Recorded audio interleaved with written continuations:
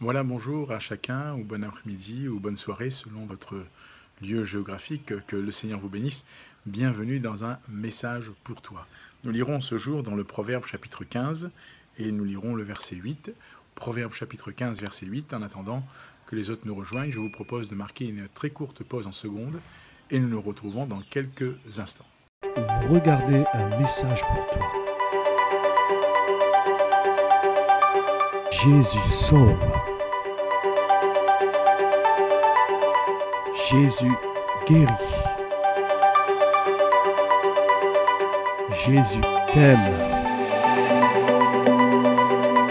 Jésus revient bientôt.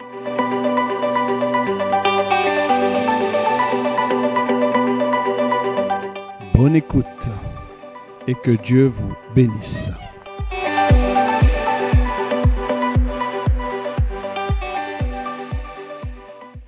Nous poursuivons notre partage ce matin, ou cet après-midi, ou en cette soirée, selon votre lieu géographique. Bienvenue dans un message pour toi, à vous tous et à ceux et celles qui se sont connectés.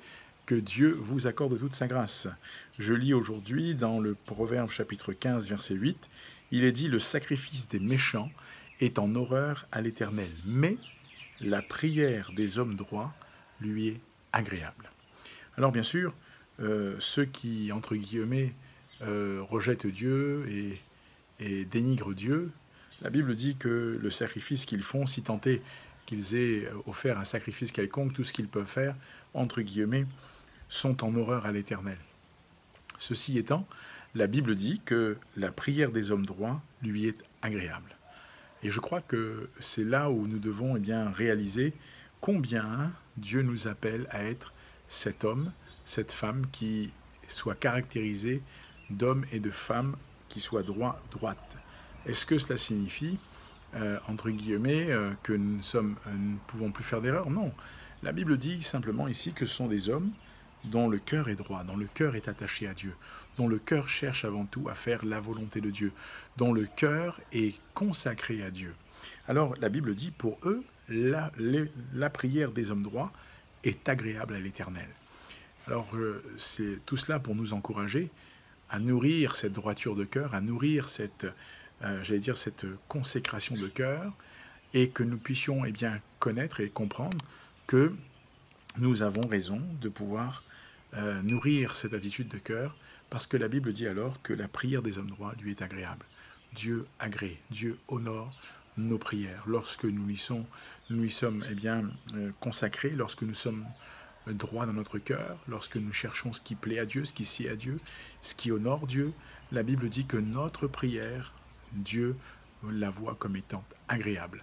Alors, pour toi comme pour moi, il est important que nous puissions veiller à ce que notre cœur soit constamment consacré à Dieu, que notre cœur soit constamment dédié à Dieu, et que nous puissions dire, Seigneur, que la droiture qui est la tienne règne et domine dans mon cœur et dans ma vie.